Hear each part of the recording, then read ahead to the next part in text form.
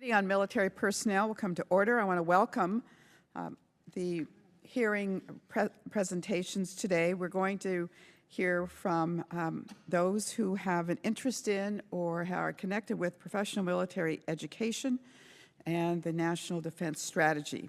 This is the second committee hearing that we have had on this topic, and I commend the ranking member for making this a priority. We are here to discuss with the Office of the Secretary of Defense and the Joint Staff the Department's processes for developing and deploying professional education to service members that is relevant, flexible, and delivers value to the armed forces given the investment in time and taxpayer dollars. This content prepares officers charged to advance and execute our future national military strategy and ultimately become the senior leaders responsible for the defense of the nation. We will also hear from our panel of outside witnesses on their thoughts on the Department's professional military education enterprise and their recommendations for change.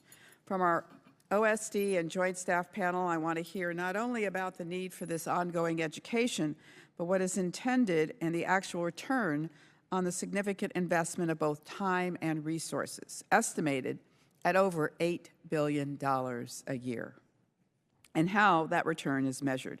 I'm also concerned about these programs becoming very insular and not taking into consideration educational experts outside of the Department of Defense to consider their insights in the development and execution of relevant educational content, as well as maintenance of accreditation.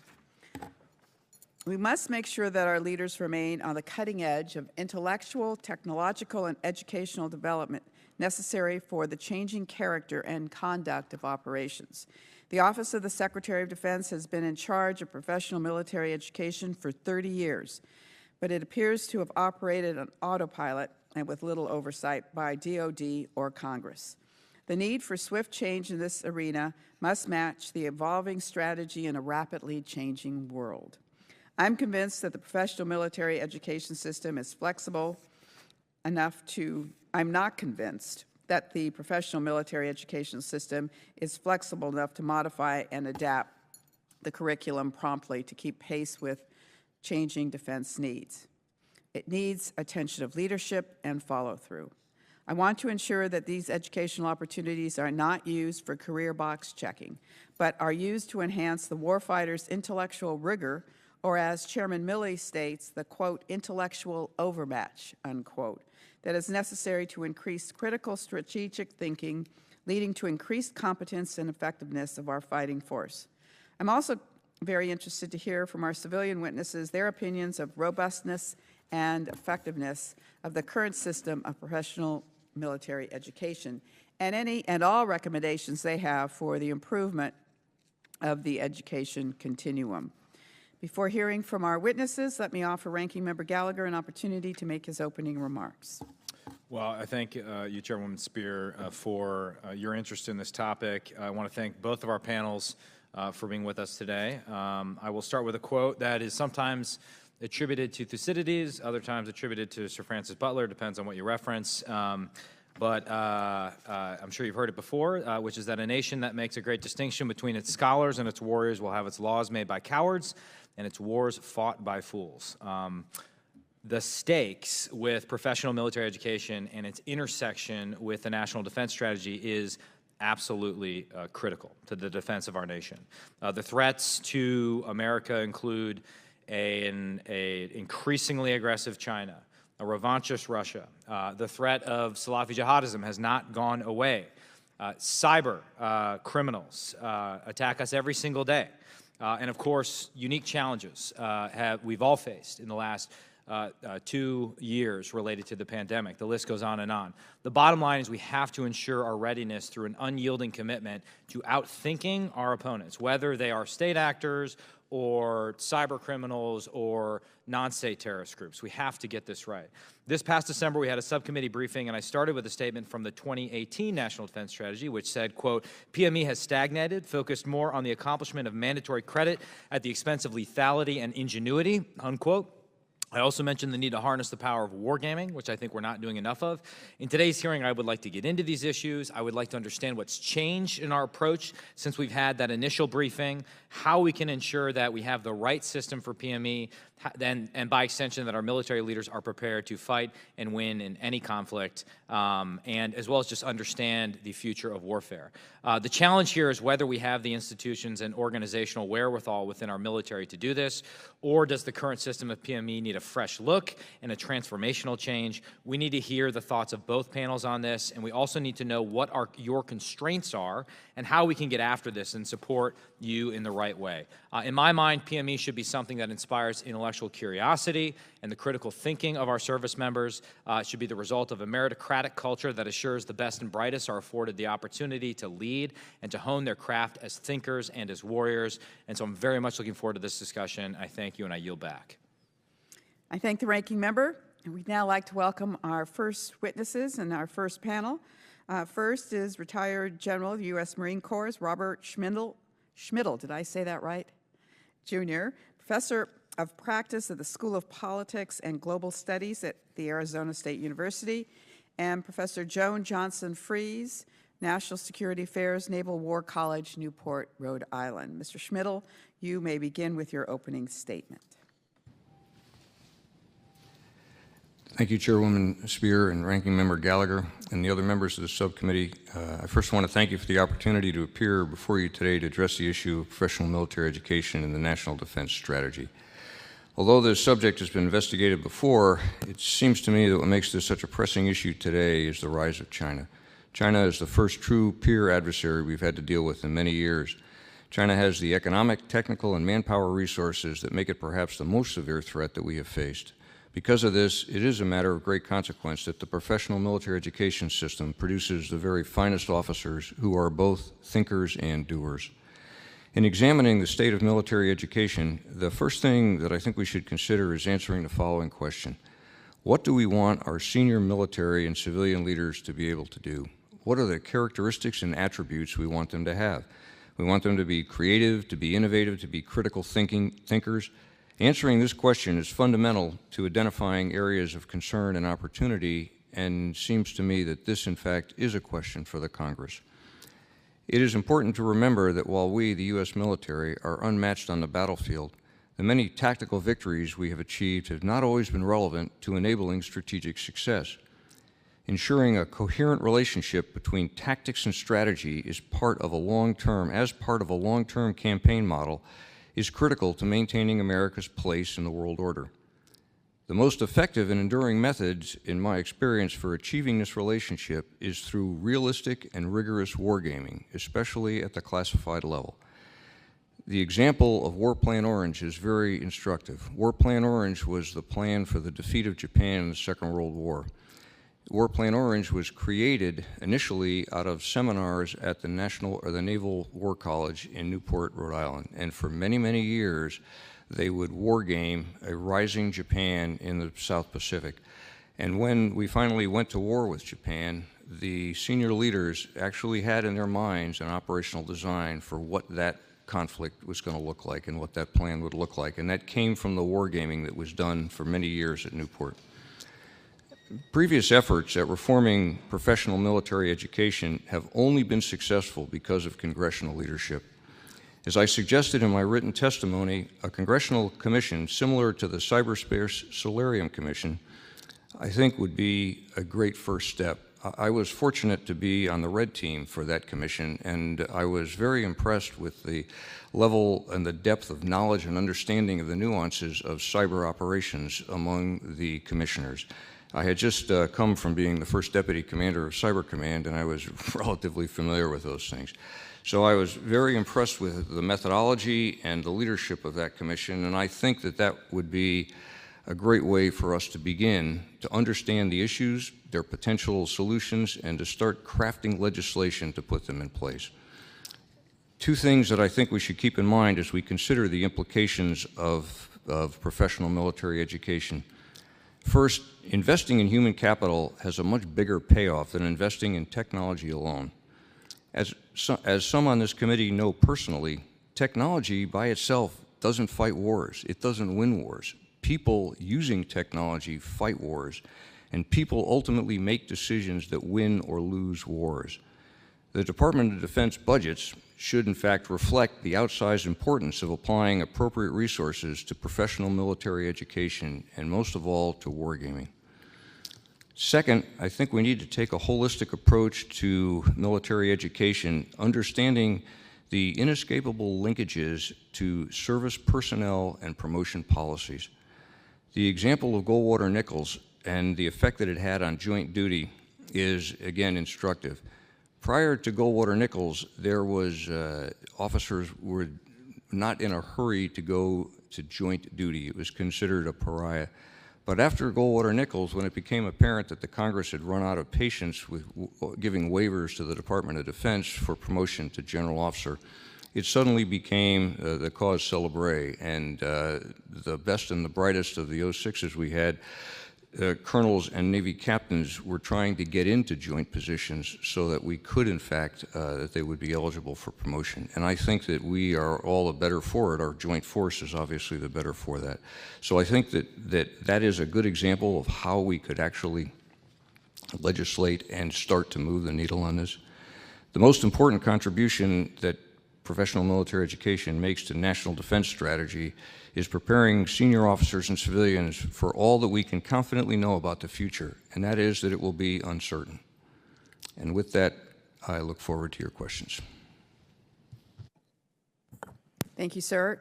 We'll now hear from Dr. Johnson-Freeze.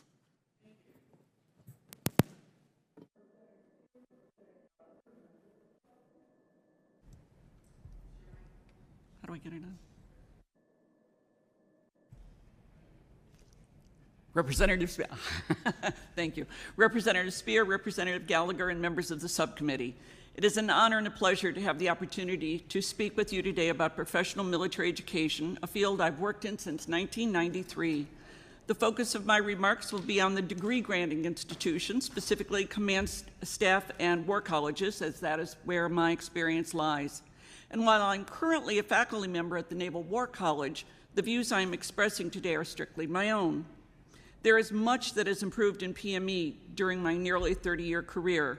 Adherence to the principles of academic freedom, the foundation for quality teaching and recruiting top teachers, is now embedded in most PME programs. There has also been a slow and steadily growing recognition that it is not the purpose of either the intermediate or senior level courses to better prepare each individual attendee for their next billet, a mistake that long dominated PME. Military officers need to be educated for the arc of the rest of their careers rather than the next assignment. Another improvement is that we see far fewer moments when senior officers take to the stage to welcome students with statements like, "It's only a lot of reading if you do it." Clearly, however, some services and some military branches still encourage, respect, and appreciate education more than others. The hybrid nature of PME institutions creates three general types of stresses and challenges that remain particularly problematic. First, establishing clarity on the goal of the academic program.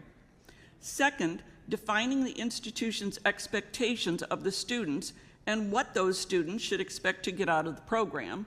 And third, having the most effective mix of civilian academics, active duty and retired military professionals, and national security practitioners to best implement the academic program. I suggest beginning with consideration of three recommendations. First, accentuate that Congress's goal for PME is education, not training. PME should produce leaders who are intellectually agile, questioning, critical and strategic thinkers who can broadly anticipate future challenges, and consequently most effectively be ready to employ U.S. forces for maximum effect and lethality. Second, institutionalize a two-track PMA pathway for students. One for students who seek only to complete requirements, and one for those who want to pursue a graduate degree. This is important because we have found that most students do, in fact, want to complete a master's level program. Indeed, that was the reason for accrediting the program in the first place. But some students chafe at degree program requirements, and that minority should be allowed to pursue a smaller and more circumcised program. And third, address issues consistently identified as problems on command climate surveys. In my experience, these problems consistently include transparency in decision-making, hiring and promotions, narrow communications within institutions, and long-standing problems of inclusion and diversity. To that end, DoD should collect data on faculty and administration towards increased diversity through demographics, backgrounds, and expertise. These statistics are often very closely held within institution, but in my experience, I would estimate that PME college-level administration, which has grown significantly in past years, is overwhelmingly composed of retired military. This lopsidedness persists because of inertia in hiring practices. As one of my students explained to me, ducks pick ducks. Few or none of this group of administrators have experience in academic life or higher education before coming to PME. More data on which groups are hired more often, have been hired at higher or lower pay, and are promoted more often into more senior positions would go a long way at getting a more accurate picture of faculty at PME institutions. Clarity here would help dispel faculty perceptions of unfairness if such perceptions are erroneous. If such perceptions are accurate, however, and I suspect many of them are, more data would allow for more accurate course corrections and institutional improvement. Until this problem is addressed, inertia and status quo within the institutions will prevail. I elaborate on each of these areas in my written testimony and would be happy to answer questions from that elaboration. Thank you for the opportunity to share my views. Thank you both. Let me start with you, Mr. Schmidl. This congressional commission that you have conceived was intriguing to me. Who would you recommend be put on that kind of a commission? Well, I think that, again, I go back to the Solarium Commission and the members that were on, the commissioners that were on that, many of whom I knew, but I would suggest that you need a mix of people that are on the civilian side that are experts as well as on the military side. I mean, I think what I would be most inclined to do would be to pick a chairman and a co-chair and then have them begin to cogitate on who they wanted in there. You know, in my experience, I'm also on the faculty at Arizona State University, so I've had a chance to see this on both sides. I'm a student of the PME process. I went to Command and Staff College as a major. I went to the War College, the Marine Corps War College, as a lieutenant colonel, and then I taught at the Marine Corps University after that, because that, in those days, in the mid to late 90s, that was part of the payback. They sent us to the War College, and then we went and were on the faculty. So I think a diverse group of people to pick up on something that Joan just mentioned a minute ago about retired military. You know, as I mentioned in my opening statement, I think that we could legislate career paths that would encourage the best and the brightest officers to be faculty in our universities, and that their career paths, that they wouldn't have to make a decision between a career path that would lead to promotion and one that would not. Right. Recognizing that I have really not answered your question, I just think that it would require, I mean, there are some things that I've seen in the civilian academic world that I think would be very useful for us to import. But I think there's also some rigor that is called for in the military schools, especially when we get into things like wargaming, that really need to be and can best be taught by people with an operational background. All right, thank you. What percentage of the faculty, Dr. Johnson-Fries, would you recommend be civilian? Not just the faculty, but administration, Mm-hmm. a third. A third. And how about wargaming? What percentage of the curriculum should be wargaming? What percentage of the curriculum?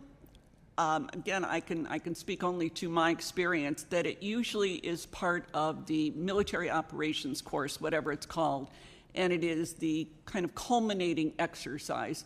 So I would estimate it's probably somewhere between 10 and 20% of the overall curriculum, but I would suggest that, for example, in my department, we have an exercise that is not wargaming per se, but it is an exercise which puts students in the position of have to think about force planning and having to think about how you match force planning with strategy. So there are elements of wargaming practices that are throughout the curriculum.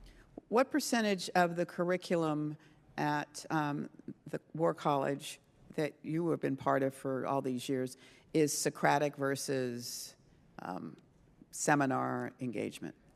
Well, as I pointed out in my testimony, we aim for Socratic method teaching, but it's very difficult to go into a classroom where the vast majority of the students are coming from a STEM background. Most of them are engineers. They've come from the military academies. And when you try and have a discussion that starts off with something like, what are the pros and cons of alliances for the United States, and the students in the room have absolutely no background in that field, there's a certain amount of teaching that has to go on before you can get into the Socratic method. There's a lot more teaching that has to be done on the basics of social sciences to prepare them for that Socratic method that is very effective. In one of your articles, you wrote that we should limit the number of retirees hired on War College faculties. Would you like to expand on that? The retired faculty play a very important role. Some of them leave the military and take on a civilian role and develop their own fields. I have a colleague who's become an expert strategist. I have another colleague who is a marvel at international engagement. They do this, but there are also a pretty strong percentage who use their position or see their position as a faculty member to teach what they have done, and that gets us into teaching the last war. Their currency becomes dated rather quickly. So I would suggest, too, the second part of that is they see the students as a younger version of themselves. And what that means is they understand their stresses, their limitations, and they become as focused on getting the students through comfortably as getting them educated. And we bend over backwards to make things comfortable for the students. I'm sure you remember in college finals week, even in high school, where you might have 2 finals in one day or 3 finals in 2 days. That will never happen at War College. It's spaced out to make it comfortable. When I first got to the Naval War College, we didn't have students read an article. We had a faculty member read it and then do a cliff note to give to the students to make it easier for them. So again, I think the retired military, seeing these young officers as versions of themselves,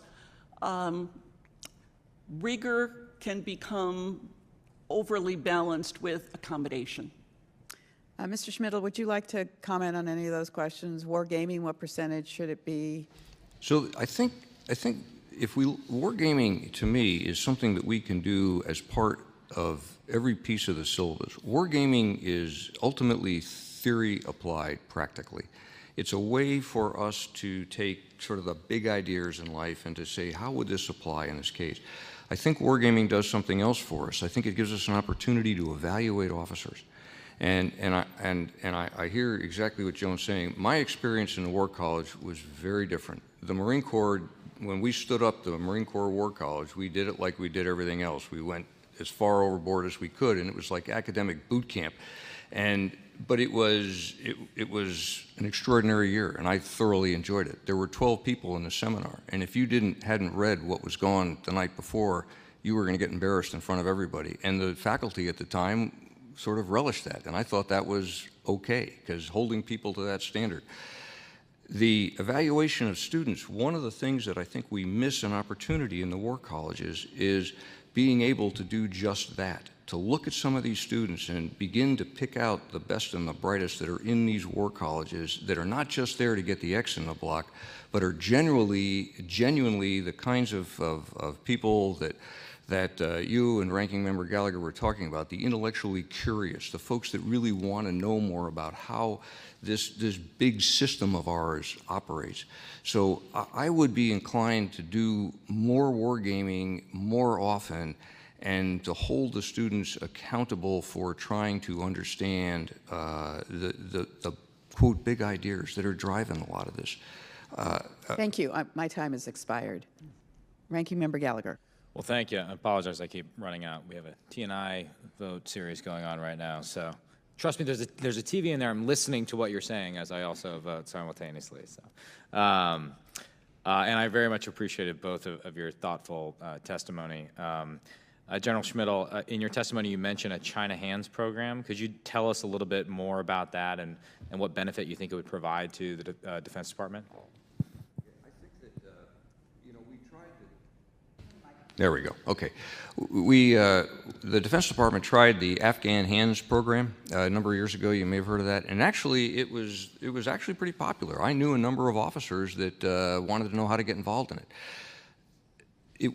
We didn't quite take it to conclusion. It didn't get embedded institutionally, but I think the idea of starting, for instance, a China Hands program. So if you were a young major and you said, hey, I want to get into that program, you would select into it. You wouldn't just decide you wanted to do it. And then you would go to school. You would probably go to a master's degree program in Chinese politics, Chinese geography, Chinese economics. You would learn the language, at least enough of the language to be able to be passively, if not fluent, to be able to read.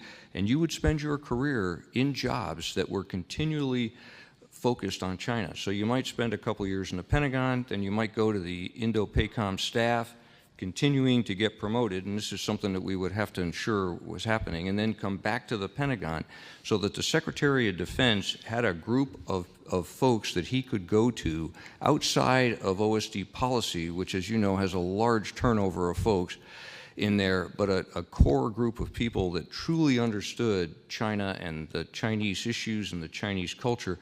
We had a de facto experience like this in the 60s and 70s with the Sovietologists, right? We had a lot of people in the Department of Defense that just knew the Soviet Union and that knew the Russian people and the issues that were there, that we never really thought about it because that was the peer threat.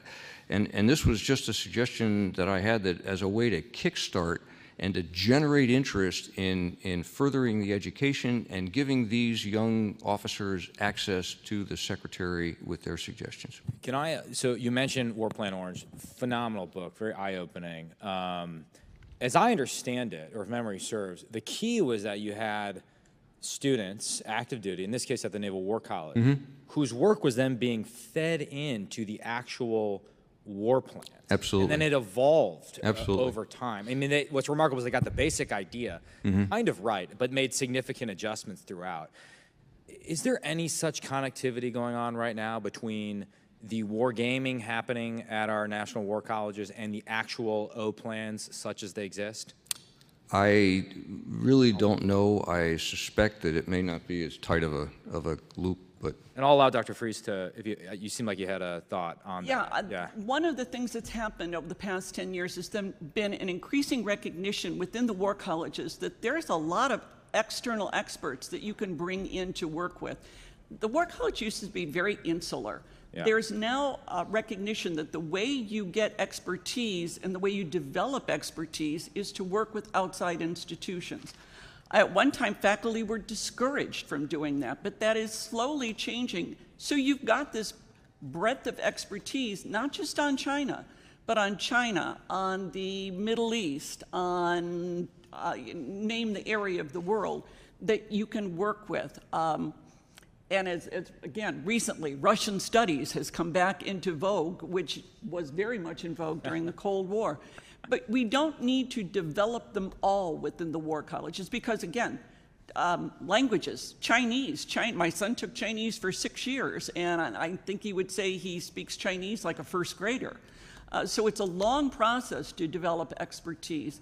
We can't develop them in a 10-month program, but we can make them aware of the questions they need to ask to find the experts who are there. And I think that's an important thing to do. Well, the other thing that I'm concerned about is we invest this money and time into some of our best and brightest, although there's a dispute as to whether we're selecting our best and brightest, depending on the institution. Are we then putting them in operational assignments that reflects the year or 2 years they just spent working on a particular intellectual problem? I only have 14 seconds. Yeah. I think we would find out that it's probably episodic. I can only say, based on what my students tell me, rarely. Okay. I'm listening again. I swear.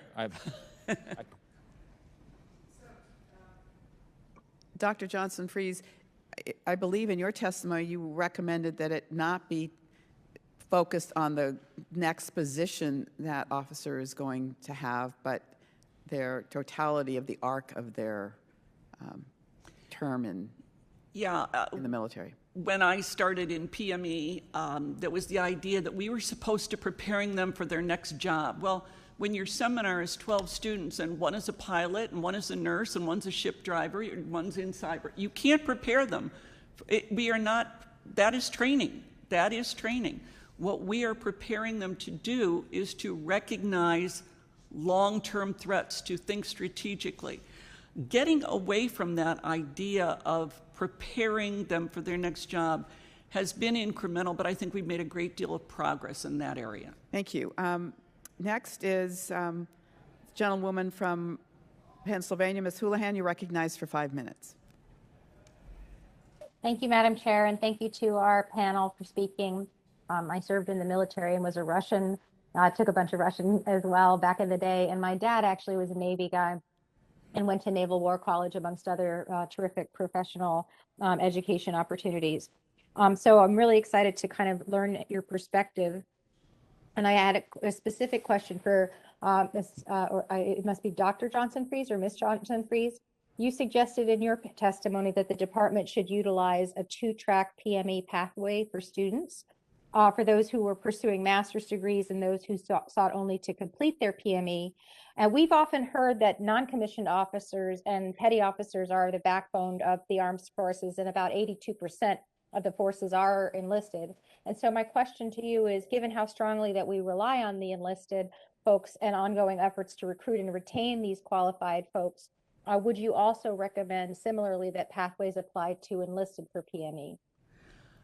I'm not as familiar with the education system that deals with NCOs, but I know we have included on a very selective basis, included them into our programs. And I think, again, many students come to us and say, I've got 2 masters. I don't need another master's. I would rather spend that time doing something else. And frankly, there are just students who aren't interested for whatever reason, and they don't add much to the seminar. I had a student say, so I did all the reading, did all the work, and I'm going to get an A-, and the man next to me who didn't spill his coffee every day is going to get a B+. Let him take a more condensed version and get him out of the classroom. And add more interagency people, add more international, add some of the NCOs.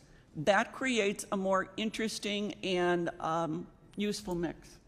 So you're saying that you could increase capacity if you change the mix of what people's aspirations were in terms of the end result of the program? Absolutely. And that's interesting. My other question, you also did spoke a lot about sort of diversity of the staff and faculty.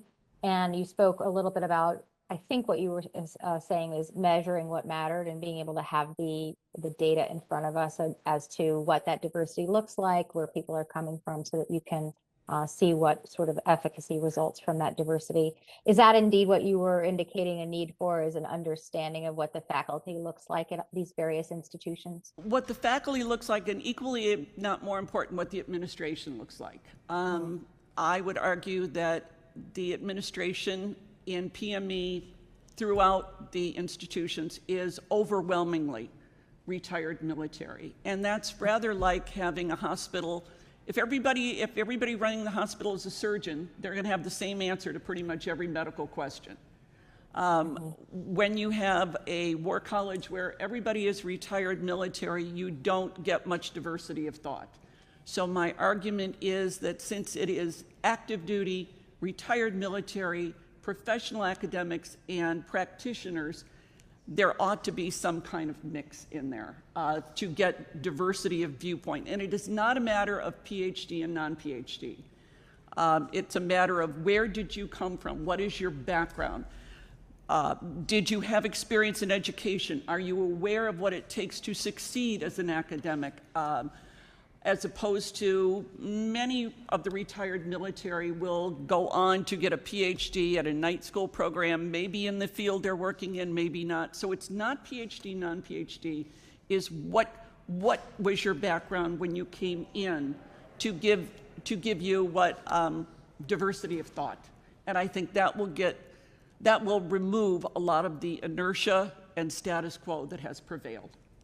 And with my remaining seconds, would love to understand from Mr. Schmidl, General Schmidl, you mentioned the fact that I'm trying to remember what the angle was.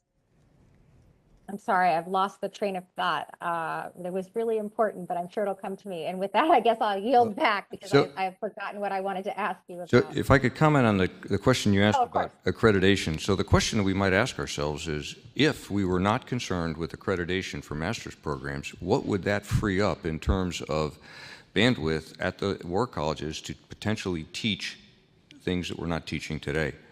And the extent to which that accreditation actually impacts us at that level might be something to think about. The other thing is, with regard to the administration, the question we should be asking ourselves is, how do we incentivize civilian faculty to join the administration of a war college? I mean, Jones brought up some great points. If everybody there is a surgeon and their answer is going to be, well, let's do some exploratory cutting and figure out what the problem is. So I just think if we could consider those two things, that might be useful. No, I appreciate it. And I know my time is up. I did remember what I was going to ask. All right, go ahead and ask your question. Thank you. Which was when you talk, both of you have talked about the balance between rigor and, making sure you don't alienate the population, your student population. I also was a chemistry teacher for a time, so I do understand that as well. But my challenge is, you also mentioned that it made a huge difference when it was part of a person's career path to require that they take a stop at this sort of professional development and education. If we make it so that we're lowering the accreditation standards, or that there is an accreditation, will it still be that desirable path? Or is there, how do you reconcile that, I guess, is my question. I don't think that the accreditation path, when I was teaching at the Marine Corps University at the command and general staff level, I had just finished the war college. We did not have, we were not given a master, or we didn't earn a master's degree at that program. It was not accredited.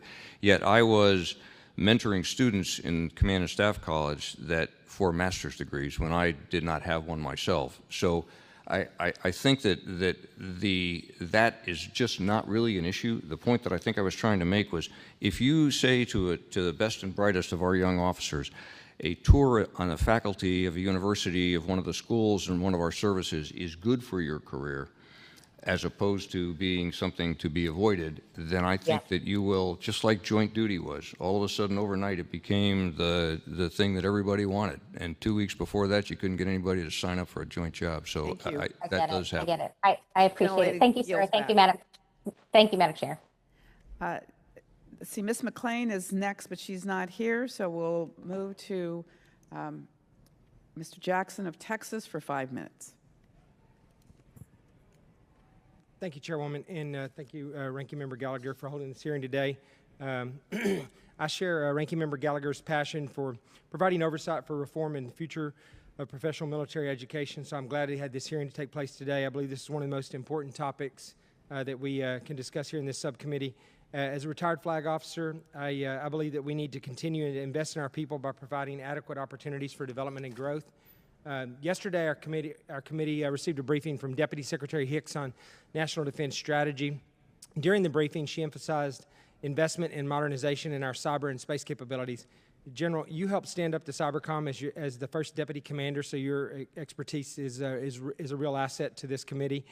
China's cyber capabilities are advancing rapidly each day, so I think it's important that we continue to educate our force about cyber in particular, because we will be such a critical component of the conflict in the Indo-Pacific should that happen. So, General, where do you see the largest gaps in knowledge in the department when looking at cyber? And further, what aspects of cyber should we implement in the curriculum at our PME institutions to ensure our forces are ready for the Chinese adversary?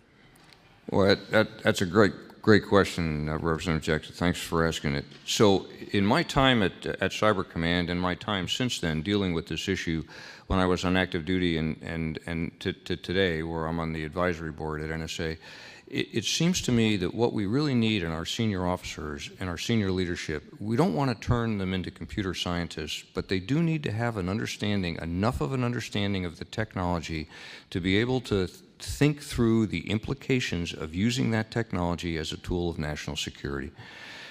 Because what we are seeing and what we have seen over the course of the last 15 years is that cyber capabilities can, in fact, have an effect, a big effect in some cases, on what you might think about for a national security strategy. So I think that it's important that we have some level of technical education, and the example from my own experience is being a pilot, right? I'm not an aeronautical engineer. I couldn't build an airplane. But I do know why if I push the stick forward, the trees get bigger. If I pull it back, they get smaller. I understand who Bernoulli was, and I got all that. And I think we need people like that that understand the world of cyber, and especially to realize that there's two different things we're talking about here. There's the pathways, if you will, of cyber, the way that we push bits and data through, and then there is what we can potentially do with cyber technologies that would be have some other effect on what we're doing. So it's a great and very timely question, and as you well know, the Chinese are active. And yes, sir. So. No, I appreciate that. Thank you. And I had another question was related to, you answered most of that actually, but I think it's really important too, because I think what the other thing it does is it gives us, you know, if we include this in the curriculum, it makes people much more competitive across the board for jobs when they get out of the military, because cyber is so important. Just, you know, no matter what you choose to do when you leave the military, I think having a little bit of background in this and having this part of your professional military education is going to make life after the military a lot more competitive and a lot better for folks so when they get out. So thank you. I appreciate both of you for being here and for your time. And with that, I yield back. Thank you. You want to yield to the ranking member? Oh, yeah. Yes. Yep. All right. Gentleman is recognized. Can I ask a blunt question? Okay, so when we talk about like our top-level war colleges, right? National War College, Naval War College. I'm not trying to get you to pick sides here. How do you think they stack up against top-level civilian master's degree programs, right? Think SICE, Georgetown. I don't know what the latest ranking is. What do we have a way of assessing that? Okay. So after I went through the Marine Corps War College, I decided that I wanted to get a master's degree because they were not issuing master's degrees, and I wanted to continue. So I applied and got accepted at American University, and I got a degree in philosophy. So here I am in a civilian university. I'm a 50-year-old or 47-year-old colonel wandering around, going to night school, trying to do this.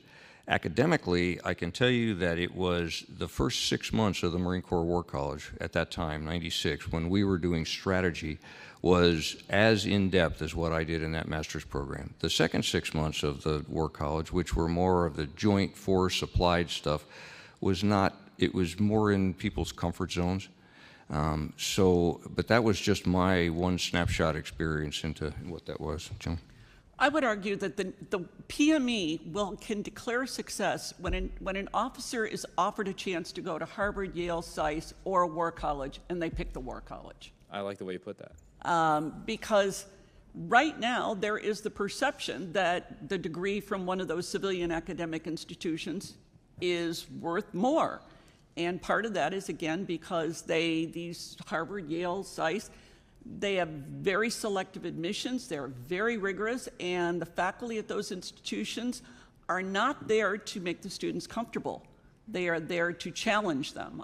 General Petraeus going to Princeton was the first C he ever got, and it made him a better student. So I think it's really, the War College is the advantages that the War College brings is it has faculty with in-depth security experience who understands that they are teaching to practitioners. And they don't go in, when I teach theory, I do it knowing that my students don't even like the word theory. And I put it out there in a way that would be acceptable and they will learn from. I have to add to that too, a different view on accreditation. When the Naval War College was the first to accredit its program, we did not gold plate it. It was accredited the way it was.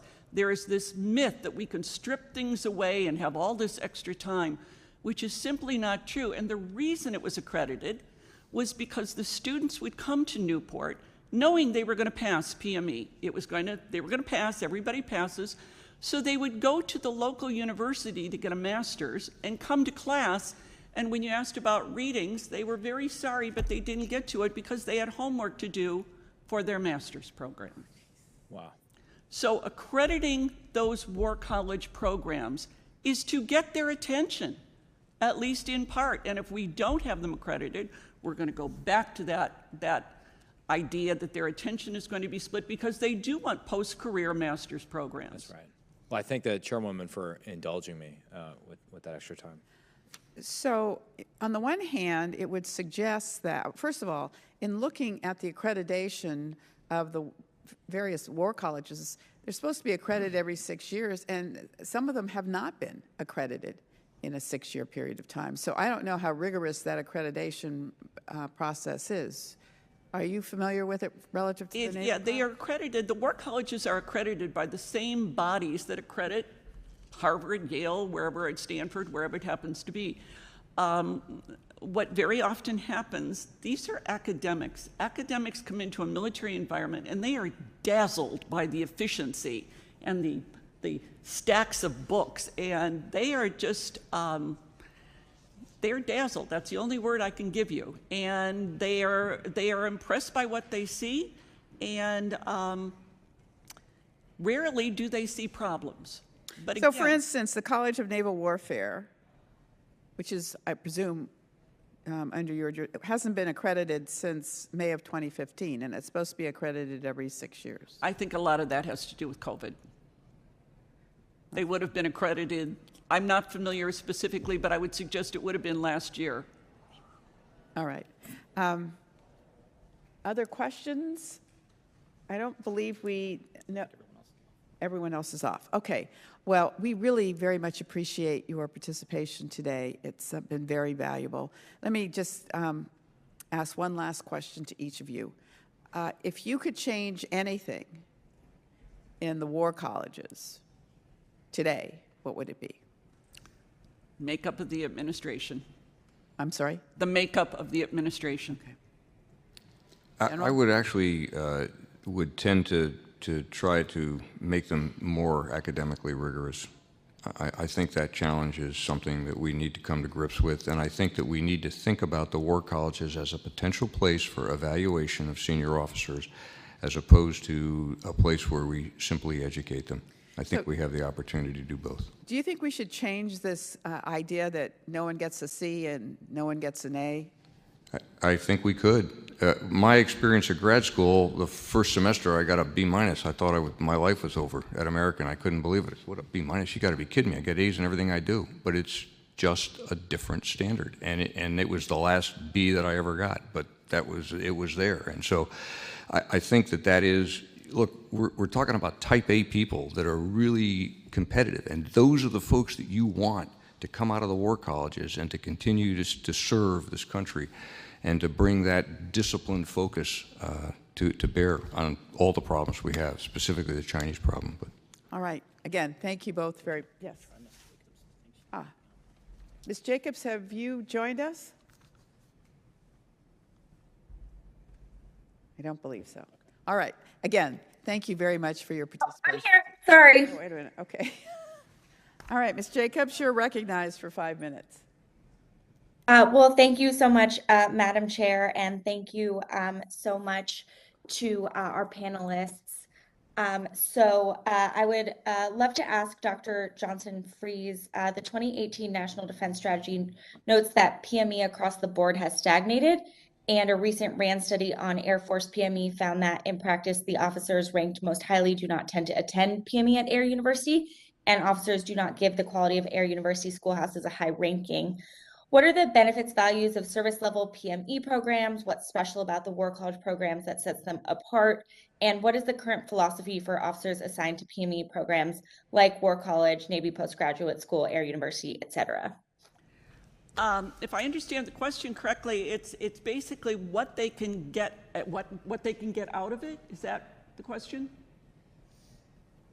I think the question is, we've heard a lot that they don't, at Air University, they don't feel like they're getting high quality relative to other programs. So if you could just talk through some of the benefits and value of the programs and what sets them apart from other programs. Well, I think, again, in order to have a quality program, you have to have a top quality faculty. And that gets into what I said repeatedly about having a more diverse faculty and more appreciation for the hybrid nature of the faculty. It also, in order to attack the question, you have to get to the previous question that was asked about grades. If I were to get, at one point in my career, I gave an officer a C, and I was called down to the front office and said, so Joan, the U.S. government has spent millions training this officer as a pilot, and now you want to ruin his career by giving him a C.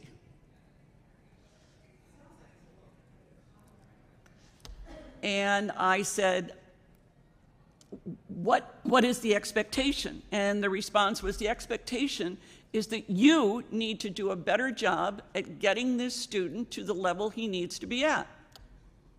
And all faculty at war colleges know that, that it is not the responsibility of the student to do better, it's for the student to do good enough that we can get them through. So to go to the general's point, how do we get past that? How do we add the rigor without ruining a pilot's career because that person can't put two sentences together in a paragraph, in a written paragraph? Yeah, and what role and relationship do you see the JPME system having with the civilian academic education system, especially in getting civilian help and support for providing research, educational resources such as courses, being a talent pipeline to train and supply future generations of cutting-edge scholars to work in the JPME system? Is there room for greater integration between the JPME and civilian university systems? I think there should be. I think that's a great question. But again, they have been very insular because there is this difference of instilling rigor in challenging students or getting students through. But recently there has been a recognition that working with other institutions brings in specialties on China, on the Middle East, bringing in the expertise that you don't necessarily have. But it needs to be made clear to administrators that this is a good thing, and faculty should be rewarded, not punished, for their external associations. Great. And with my last minute, are top performers being assigned to the system, or how are you doing officer assignments? The services assign the students to PME on different systems. Some have to compete, some are assigned. Some services feel that education is important and they will send their officers to education 2 or 3 times throughout their career, the Air Force. Others feel that any day you're not operational is a wasted day. So it's, I think, as the general pointed out, if PME is seen as a career enhancer rather than a career inhibitor, it could change dramatically. All right. Well, thank you very much for your work, Madam Chair. I yield back. Gentlelady yields back. The ranking member has one more question. Well, I'm quite attracted to this idea of increasing the rigor. And I would argue if someone can't write a coherent sentence or paragraph in simple and direct prose, perhaps that's an indication that that person should not be promoted, particularly to a general or flag officer rank, right? Yeah. I mean, a lot of our frustration here is we get these documents from the Pentagon, and the Pentagon, they're like filled with acronyms and passive voice, and it suggests muddled thinking. Muddled prose suggests muddled thinking. I quite like this idea of raising the stakes, right? And that puts the pressure on a unit to make sure that before they send someone to a top-level school or an intermediate-level school, they're ready to go, right? Before, the Army sent Dwight Eisenhower to Leavenworth, they made sure he was ready, and when he graduated #1, it was a big deal, right? A big deal. And that gets to the type of prestige I think you're talking about, Dr. Freeze. So I don't know if there's a question in there so much as a comment, but I do think, I wonder, do you think we could do a better job of tracking graduates throughout the rest of their career? I mean, I've asked for some basic data on what happens to graduates from top-level schools, or how long are they staying in, what does it mean for their career, and thus far I have not gotten the data. I just want to get your opinion on it. The problem is, at schools like Harvard, Yale, Stanford, they boast about how many of their graduates have become president, won Pulitzers, won Nobel Prizes. Well, those are very much later in their career events. It's not right immediate after graduation. And that's the problem with education. Education is a long-term payoff. And because it's so difficult to measure, it sometimes pushes the military to training, because training, when Johnny came into the program, he could screw in 13 widgets in a minute, and when he left, he could do 35. He was trained. Education is very, very difficult to measure return on investment. To your point, though, Ranking Member Gallagher, grades at the War College.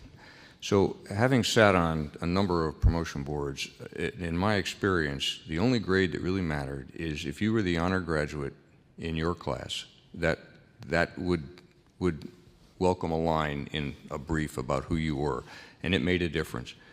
The rest of the crew, it didn't matter. The fact is you graduated from the War College. So whether you graduated with a C+ or a B-, at least in my experience at the promotion level, that was not necessarily a factor.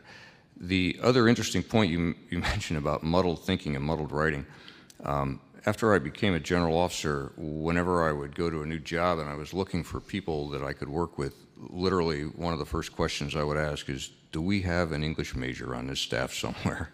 Because I just get tired of editing, and I used to have a stack of Strunk & White style manuals on my desk, and when people would come in and they'd hand me something to read, and I would make a comment on it, and I'd clip this book to it and send it back to this action officer and say, hey, I know you're not familiar with this book because I just read this paper, so it might help you. I personally think that rigor would be the competitors that you want, the meat eaters, the carnivores, they're going to chew on that, and they're going to want to be there, and I think that's a good thing. May I add one thing? I teach at Harvard Extension School, and some of the classes I teach are called writing intensive, and that means with the subject matter I teach, I also teach writing. We could do that in PME, but it requires teachers who are good writers as well as substantively. Well, I thank the chairwoman for indulging me and for this concern about ruining people's careers. Heck, we used to relieve people, routinely, and it was not necessarily a career ender. So part of that is we need a process for changing that as well. So again, I'm sorry. Thank you for. All right. Well, you've been very helpful, and this is an area that obviously we want to spend more time. I actually think Congress has really not done a great job of the oversight it needs to do on PME, and I think the ranking member has brought it to our attention in a way that we will continue to do so. So we really appreciate you, General, and you, Doctor, for your participation today. Thank you. Thank you very much. We'll now make the room right for our next panel. So we will recess for 5 minutes.